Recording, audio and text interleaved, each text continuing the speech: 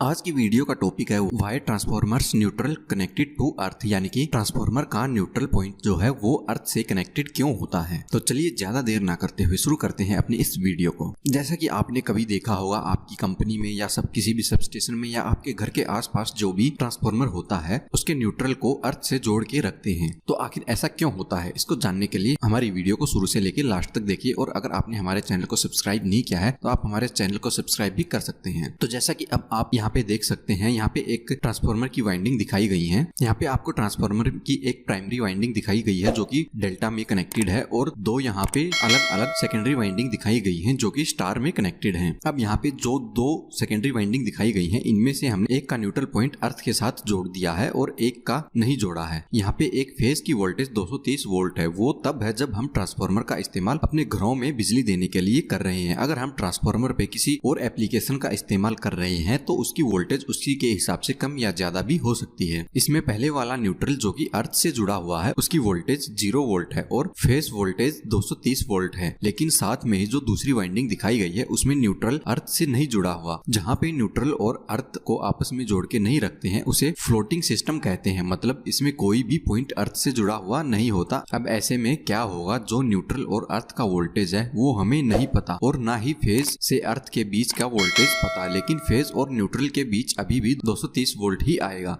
अब होता क्या है, जो ये फ्लोटिंग न्यूट्रल है उसकी वजह से हमें बहुत सारी दिक्कतों का सामना करना पड़ता है। अब पहली दिक्कत ये है कि मान लो अगर बिजली का गिरना या फिर स्विचिंग इम्पल्स आती है तो हमारा न्यूट्रल अर्थ से कनेक्टेड है, तो यहाँ पे स्विचिंग इम्पल्स और बिजली गिरने के कारण जो भी एकदम से हाई वोल्टेज होगा वो बिल्कुल 0 हो जाएगा। लेकिन दूसरे केस में जहाँ पे न्यूट्रल अर्थ से नहीं जुड़ा हुआ वहाँ पे न्यूट्रल और फेज दोनों का वोल्टेज बहुत ज्यादा हो जाएगा और जो भी हमारे इक्विपमेंट लाइन से जुड़े हुए होंगे वो खराब हो जाएंगे, साथ ही हमारा ट्रांसफार्मर भी खराब हो सकता है। अब दूसरी दिक्कत की बात करें तो फेज और अर्थ के बीच में फॉल्ट आना या इनका आपस में शॉर्ट सर्किट हो जाना। जैसा कि आप देख रहे होंगे यहाँ पे न्यूट्रल और अर्थ को आपस में जोड़ा गया है, उसमें न्यूट्रल और अर्थ के बीच में 0 वोल्ट होता है। साथ ही जो हमारा फेज शॉर्ट है उसका वोल्टेज भी 0 हो जाता है, लेकिन बाकी के जो दो फेज बच गए उनका वोल्टेज 230 वोल्ट ही रहता है। इसके साथ ही हमारी प्रोटेक्शन भी चालू हो जाती है और इसके कारण बाकी के फेज में ओवर वोल्टेज नहीं आ पाती। वहीं इस हालत में दूसरे केस में देखें तो मान लीजिए इसका एक फेज अर्थ के साथ शॉर्ट हो जाता है तो उस फेज का वोल्टेज तो 0 हो जाएगा, लेकिन बाकी का फेज वोल्टेज 230 गुणा अंडर रूट की वैल्यू 3 यानी कि 398 हो जाएगा। अंडर रूट 3 की वैल्यू 1.73 होती है क्योंकि शॉर्ट फेज की वोल्टेज तो 0 है और phase to phase line voltage ही आएगी, तो इसीलिए यहाँ वोल्टेज ज्यादा हो जाएगी। अब मान लो न्यूट्रल से फेज के बीच वोल्टेज 230 वोल्ट नहीं है, इससे ज्यादा है। यहाँ हम मान लेते हैं यहाँ पे फेज और न्यूट्रल के बीच में 10 किलो वोल्ट है, तो न्यूट्रल पे 0 वोल्ट है और फेज से फेज लाइन वोल्टेज में फॉल्ट के कारण 10 किलो वोल्ट से बढ़ के 17.3 किलो वोल्ट हो जाएगा। लेकिन पहला केस जहाँ न्यूट्रल अर्थ से जुड़ा था वहाँ कोई फर्क नहीं पड़ेगा। वहीं न्यूट्रल जो अर्थ से ना जोड़े तो बाकी के फेज का वोल्टेज अंडर रूट की वैल्यू का गुना कर देने पे जितना आएगा उतना हो जाएगा, जिससे हमारा ट्रांसफार्मर खराब हो सकता है। साथ ही जो लोड इससे जुड़ा होगा वो भी खराब हो जाएगा। अब चलते हैं न्यूट्रल को अर्थ से ना जोड़ने के कारण आने वाली तीसरी दिक्कत की तरफ, जो कि है मेजरमेंट में। ये दिक्कत 230 वोल्टेज में नहीं आती, ये हाई वोल्टेज में ही होती है, क्योंकि जहाँ हाई वोल्टेज इस्तेमाल होती है वहाँ हमें उसको मेजर करने के लिए इंडिकेशन और कंट्रोलिंग के लिए भी इसकी जरूरत पड़ती है। अगर न्यूट्रल अर्थ से जुड़ा है तो हमारे सारे मेजरमेंट सही से आएंगे, और वहीं दूसरे केस में न्यूट्रल अर्थ से नहीं जुड़ा होता वहाँ वोल्टेज मेजरमेंट सही तरीके से नहीं हो पाता। इसी कारण हमारी कंट्रोलिंग और इंडिकेशन सही से काम नहीं कर पाती है। तो जैसा कि अभी हमने आपको 3 पॉइंट बताए हैं, उनके हिसाब से ये निष्कर्ष निकलता है अगर हम हमारे ट्रांसफार्मर के न्यूट्रल पॉइंट को अर्थ से जोड़ते हैं तो हमें बिजली गिरने या स्विचिंग इम्पल्स के कारण ज्यादा वोल्टेज होने से छुटकारा मिल जाएगा। किसी भी फॉल्ट या शॉर्ट सर्किट होने से भी हमारे ट्रांसफार्मर और हमारे इक्विपमेंट में कोई खराबी नहीं आएगी। और जो तीसरा है वो अगर हमारा न्यूट्रल अर्थ से जुड़ा हुआ है तो हमारा वोल्टेज मेजरमेंट सही हो पाएगा और हमारा इंडिकेशन और कंट्रोलिंग सिस्टम जो है उसमें कोई भी दिक्कत नहीं होगी। उम्मीद है आपको ये टॉपिक समझ में आया होगा। अगर आपको समझ में नहीं आया है तो आप हमें कमेंट में बता सकते हैं। साथ ही आप हमारी वीडियो को लाइक कर सकते हैं और अपने दोस्तों के साथ शेयर कर सकते हैं। अगर आपने हमारा चैनल सब्सक्राइब नहीं किया तो आप सब्सक्राइब कर सकते हैं और हमारे इलेक्ट्रिकल से जुड़े हुए आर्टिकल हिंदी में पढ़ने के लिए आप हमारी वेबसाइट www.electricalapp.in पे भी विजिट कर सकते हैं।